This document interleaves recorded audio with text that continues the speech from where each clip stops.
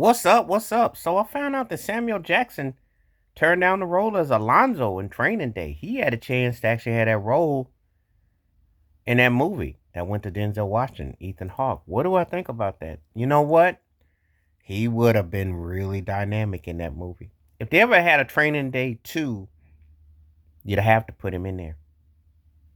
This is what I be looking for when I be reading, when I do these series of actors who turn down film roles. This is exactly what I'm looking for. This right here. Because this is the one. This is exactly what I've been talking about. I wanted to read about somebody who turned down a role that was tailor made for them. You know, like if a song was given to an artist and they skipped on it, but yet you could hear them do it, but they didn't. Well, this is the one. This is like that example, a perfect example, because Samuel Jackson would have been a perfect,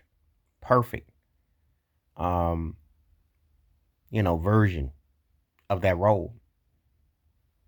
King Kong ain't got nothing on me. Tell me you can't hear Samuel Jackson saying that. Now, if I could do some role reversal, I probably would have had Denzel Washington as Shaft.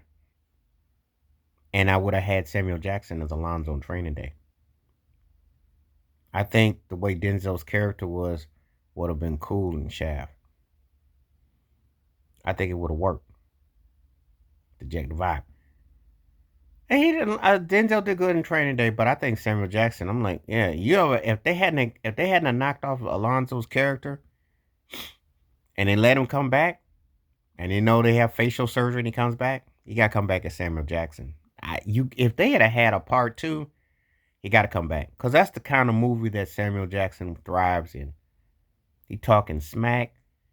He's being like that's the vehicle. That's the vehicle. I know it's always amazing when I see certain things and I go, wow, he could have done that movie. Oh well, yeah, that's a no brainer. That's a dub.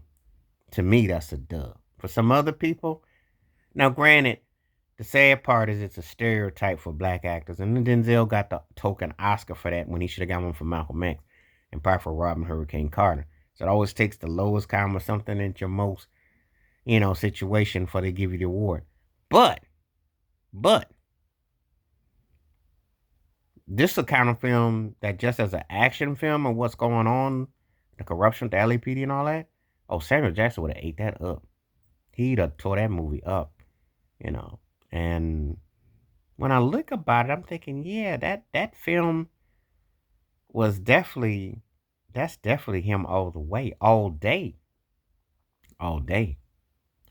You know, sometimes you watching films and you see people and you thinking, okay, that's now that would have been him. That would have definitely been um, a film that would definitely been in his alley, style wise, personal wise, definitely, definitely, definitely. And I was like, wow. But I guess he had his reasons for not, touching it because it's again he's played a lot of similar roles, but it would have definitely been a film that he would have definitely ran with, you know.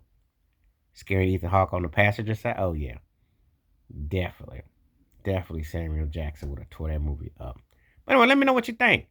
Do you wish they had been a sequel to Training Day and Alonzo's character lives and Samuel Jackson got to play? Because I would have been interested to see how that would have been.